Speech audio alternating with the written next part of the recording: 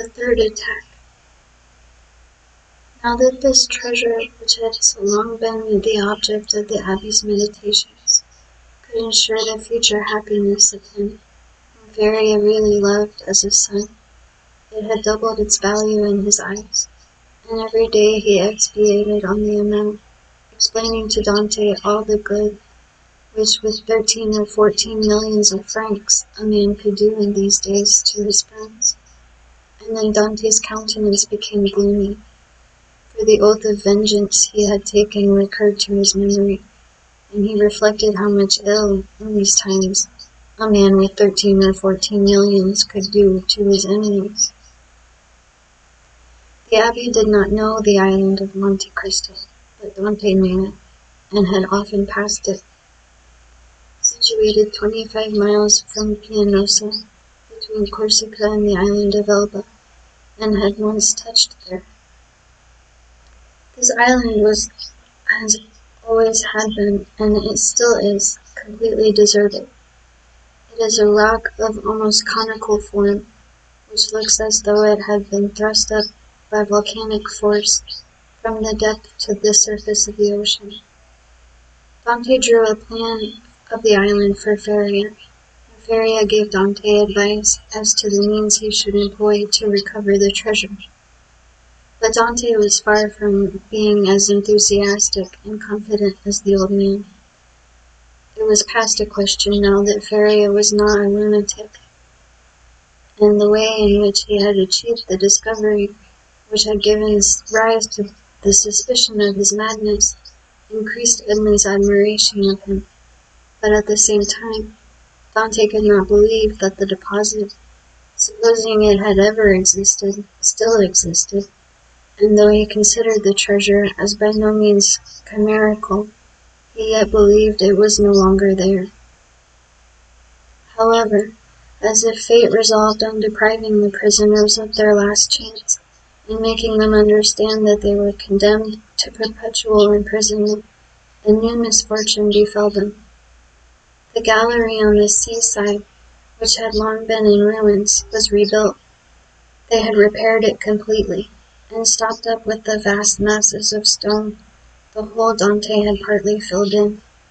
But for this precaution, which, it will be remembered, the abbey had made to Edmund, the misfortune would have been greater still, for their attempt to escape would have been detected, and they would have undoubtedly been separated. Thus a stronger and more inexorable barrier was interposed to cut off the realization of their hopes.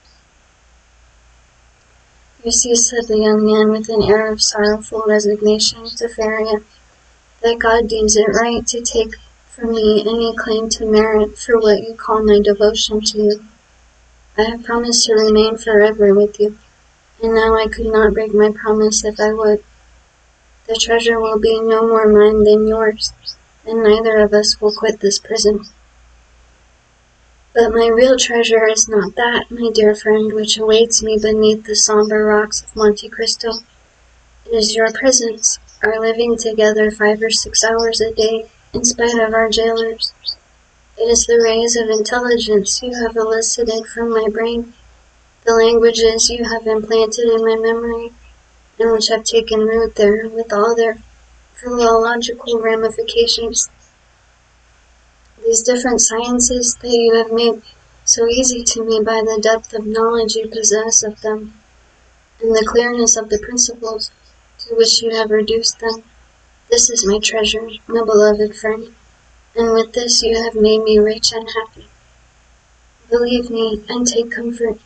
This is better for me than tons of gold and cases of diamonds, even were they not as problematical as the clouds we see in the morning floating over the sea, which we take for terra firma, and which evaporate and vanish as we draw near to them. To have you as long as possible near me, to hear your eloquent speech, which embellishes my mind, strengthens my soul, and makes my whole frame capable of great and terrible things. If I should ever be free, so fills my whole existence that the despair to which I was just on the point of yielding when I knew you has no longer any hold over me, and this is my fortune, not chimerical but actual. I owe you my real good, my present happiness, and all the sovereigns of earth. Even Caesar Borgia himself could not deprive me of this. Thus, if not actually happy, yet the days these two unfortunates passed together went quickly. Feria, who for so long a time had kept silence as to the treasure, now perpetually talked of it. As he prophesied would be the case, he remained paralyzed in the right arm and the left leg, and had given up all hope of ever enjoying it himself. But he was continually thinking over some means of escape for his young companion, and anticipating the pleasure he would enjoy. For fear the letter might some day be lost or stolen, he compelled Dante to learn it by heart, and Dante knew it from the first to the last word.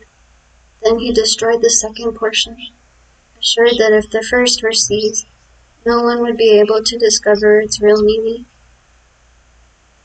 Whole hours sometimes passed while Feria was giving instructions to Dante, instructions which were to serve him when he was at liberty. Then once free, from the day and hour and moment when he was so, he could have but only one thought, which was to gain Monte Cristo by some means, and remain there alone, under some pretext which would arouse no suspicions, and once there, to endeavor to find the wonderful caverns, and search in the appointed spot. The appointed spot, be it remembered, being the farthest angle in the second opening. In the meanwhile the hours passed, if not rapidly, at least tolerably.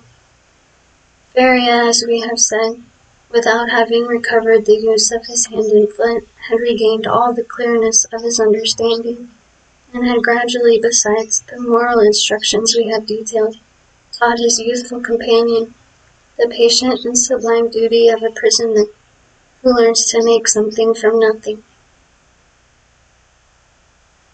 They were thus perpetually employed. Feria, that he might not see himself grow old. Dante, for fear of recalling the almost extinct past, which now only floated in his memory like a distant light, wandering in the night. So life went on for them as it does for those who are not victims of misfortune, and whose activities glide along mechanically and tranquilly beneath the eye of Providence. But beneath this superficial calm, there were in the heart of the young man, and perhaps in that of the old man, many repressed desires, many stifled sighs, which found vent when Feria was left alone, and when Edmund returned to his cell. One night, Edmund awoke suddenly, believing that he heard someone calling him. He opened his eyes upon utter darkness. His name, or rather a plaintive voice, which essayed to pronounce his name, reached him. He sat up in bed, and a cold sweat broke out upon his brow. Undoubtedly the call came from Feria's dungeon. "Alas," murmured Edmund, "can it be?" He moved his bed, drew up the stone, rushed into the passage, and reached the opposite extremity. The secret entrance was open. By the light of the wretched and wavering lamp of which we have spoken, Dante saw the old man, pale but yet erect, clinging to the bedstead. His features were writhing with those horrible symptoms which we already knew, and which had so seriously alarmed him when he first saw them for the first time. "Alas, my dear friend," said Feria in a resigned tone, "you understand, do you not? And I need not attempt to explain to you." Edmund uttered a cry of agony, and quite out of his senses, rushed towards the door, exclaiming, "Help! Help!" Feria had just sufficient strength to restrain him. "Silence," he said, "or you are lost. We must now only think of you, my dear friend, and so act as to render your captivity supportable, or your flight possible. It would require years to do again what I have done here. and the results would be instantly destroyed if our jailers knew we had communicated with each other. Besides, be assured, my dear Edmund, the dungeon I am about to leave will not long remain empty. Some other unfortunate being will soon take my place, and to him you will appear like an angel of salvation. Perhaps he will be young, strong, and enduring, like yourself, and will aid you in your escape, while I have been but a hindrance. You will no longer have half a dead body tied to you, as you drag to all your movements. At length Providence has done something for you. He restores to you more than he takes away, and it was time I should die." Edmund could only clasp his hands and exclaim, "Oh, my friend, speak not thus." And then resuming all his presence of mind, which had for a moment staggered under this blow, and his strength, which had failed at the words of the old man, he said, "Oh, I have saved you once, I will save you a second time." And raising the foot of the bed, he drew out the phial, still a third filled with the red liquor. "See," he exclaimed, "there remains still some of the magic draught. Quick, tell me what I must do this time. Are there any fresh instructions? Speak, my friend, I listen." "There is not a hope," replied Feria, shaking his head. "But no matter. God wills it that man whom he has created, and in whose heart he has so profoundly rooted the love of life, should do all in his power to preserve that existence, which, however painful it may be, is yet always so dear." "Oh, yes, exclaimed Dante, "and I tell you that I will save you yet." "Well then, try." The cold gains upon me. I feel the blood flowing towards my brain. These horrible chills, which make my teeth chatter and seem to dislocate my bones, begin to pervade my whole frame. In 5 minutes the malady will reach its height, and in a quarter of an hour there will be nothing left of me but a corpse. "Oh," exclaimed Dante, his heart wrung with anguish, "do as you did before, only do not wait so long. All the springs of life are now exhausted in me, and death," he continued, looking at his paralyzed arm and leg, "has but half its work to do. If after having made me swallow 12 drops instead of 10, you see that I do not recover, then pour the rest down my throat. Now lift me on my bed, for I can no longer support myself." Edmund took the old man in his arms and laid him on the bed. "And now, my dear friend," said Feria, "sole consolation of my wretched existence, you whom heaven gave me somewhat late, but still gave me, a priceless gift, and for which I am most grateful. At the moment of separating from you forever, I wish you all the happiness and all the prosperity you so well deserve. My son, I bless thee." The young man cast himself on his knees, leaning his head against the old man's bed. "Listen now to what I say in this my dying moment. The treasure of the Spadas exists.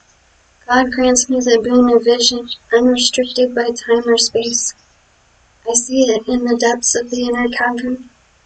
My eyes pierce the inmost recesses of the earth, and are dazzled at the sight of so much riches. If you do escape, remember the poor abbey, whom all the world called mad, was not so. Hasten to Monte Cristo.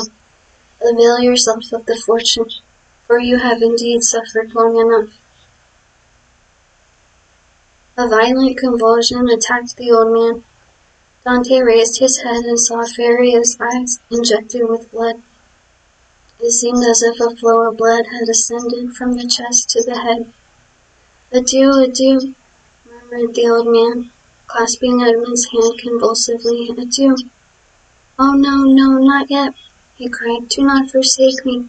Oh, succor him, help.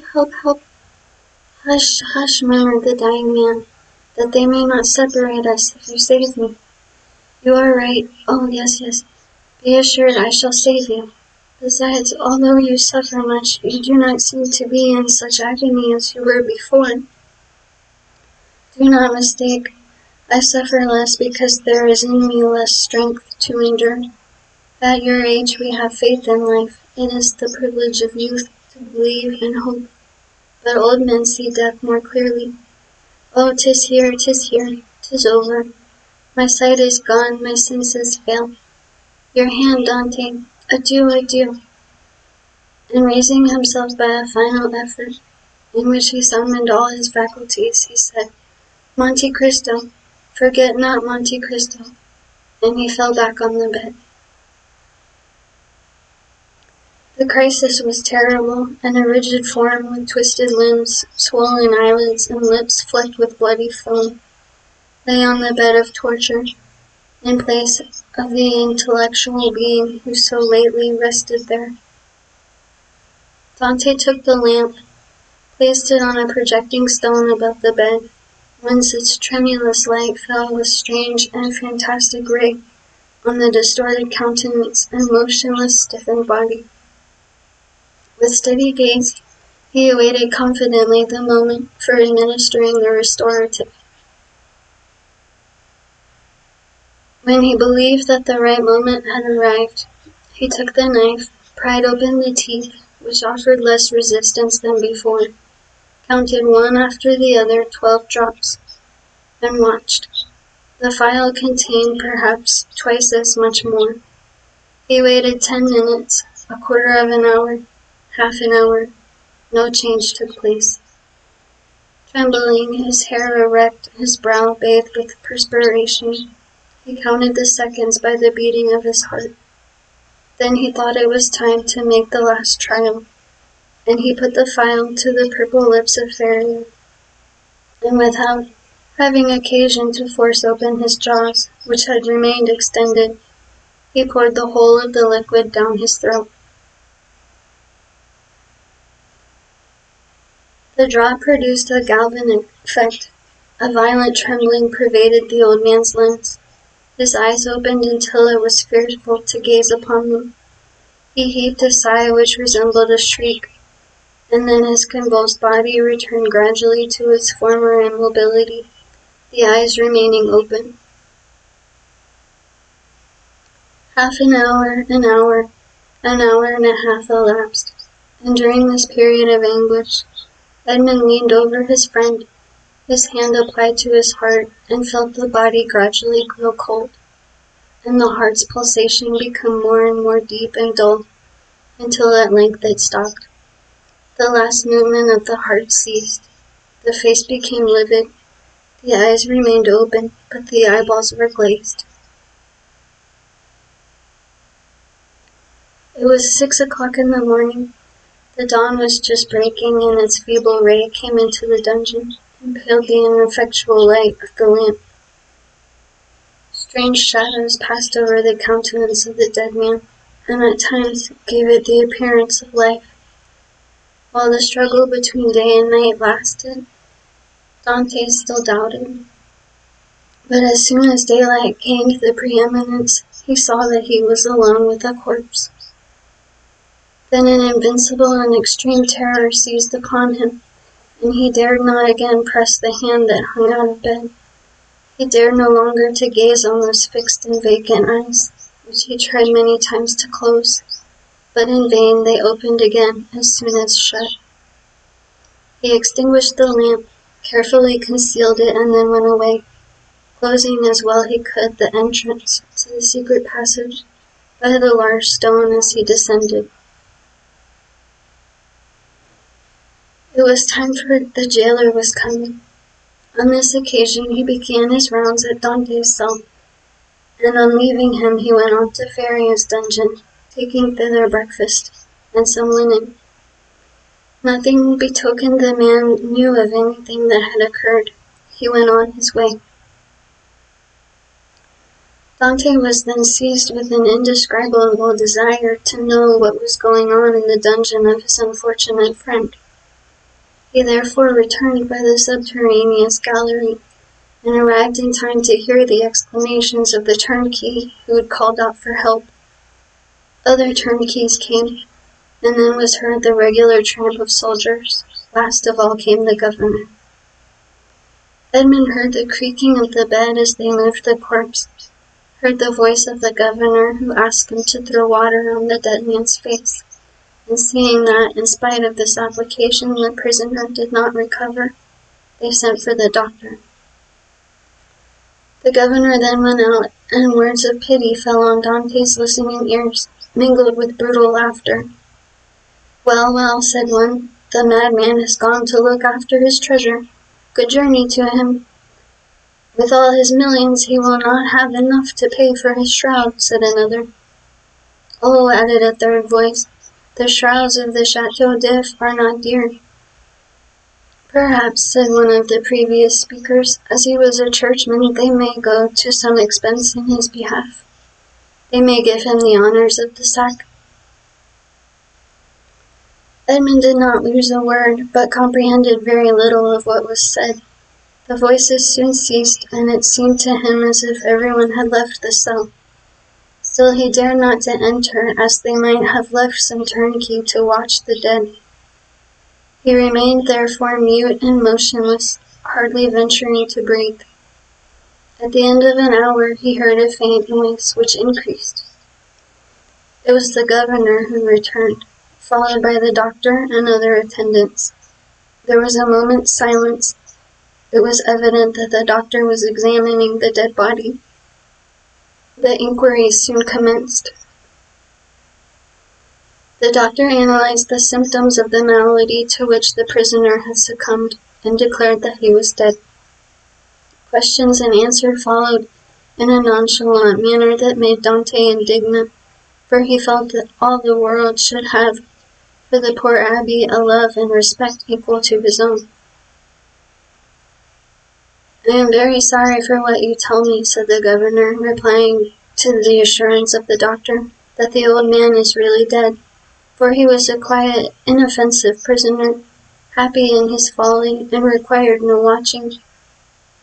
"Ah," added the turnkey, "there was no occasion for watching him. He would have stayed here 50 years. I'll answer for it, without any attempt to escape." "Still," said the governor, "I believe it will be requisite, notwithstanding your certainty, and not that I doubt your silence, but, in discharge of my official duty, that we should be perfectly assured that the prisoner is dead." There was a moment of complete silence, during which Dante, still listening, knew that the doctor was examining the corpse a second time. "You may make your mind easy," said the doctor. "He is dead. I will answer for that." "You know, sir," said the governor, persisting, "that we are not content in such cases as this with such a simple examination. In spite of all appearances, be so kind therefore as to finish your duty by fulfilling the formalities described by the law." "Let the irons be heated," said the doctor, "but really it is a useless precaution." This order to heat the irons made Dante shudder. He heard hasty steps, the creaking of a door, people going and coming, and some minutes afterwards a turnkey entered, saying, "Here is the brazier lighted." There was a moment's silence, and then was heard the crackling of burning flesh, in which the peculiar and nauseous smell penetrated even behind the wall where Dante was listening in horror. The perspiration poured forth upon the young man's brow, and he felt as if he should faint. "You see, sir, he is really dead," said the doctor. "This burn in the heel is decisive. The poor fool is cured of his folly and delivered from his captivity." "Wasn't his name Faria?" inquired one of the officers who accompanied the governor. "Yes, sir, and as he said, it was an ancient name. He was, too, very learned, and rational enough on all points which did not relate to his treasure, but on that, indeed, he was intractable." "It is the sort of malady which we call monomania," said the doctor. "You had never anything to complain of?" said the governor to the jailer who had charge of the abbey. "Never, sir," replied the jailer. "Never, on the contrary, he sometimes amused me very much by telling me stories. One day, too, when my wife was ill, he gave me a prescription which cured her." "Ah," said the doctor, I did not know that I had a rival, but I hope, Governor, that you will show him all proper respect and consequence. Yes, make your mind easy. He shall be decently interred in the newest sack we can find. Will that satisfy you? Must this last formality take place in your presence, sir? Inquired a turnkey. Certainly, but make haste, I cannot stay here all day. Other footsteps going and coming were now heard, and a moment afterwards the noise of rustling canvas reached Dante's ears. The bed creaked, and the heavy footfall of a man who lifts a weight sounded on the floor. Then the bed again creaked under the weight deposited on it. This evening, said the governor. Will there be any mass? Asked one of the attendants. That is impossible, replied the governor.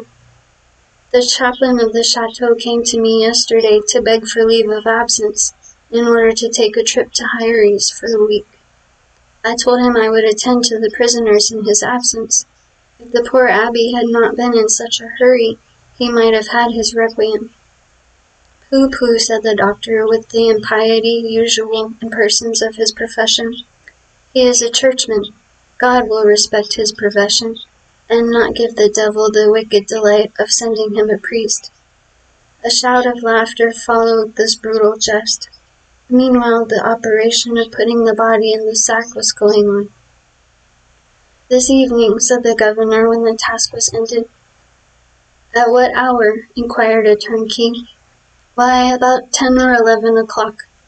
Shall we watch by the corpse? Of what use would it be? Shut the dungeon as if he were alive, that is all. Then the steps retreated, and the voices died away in the distance.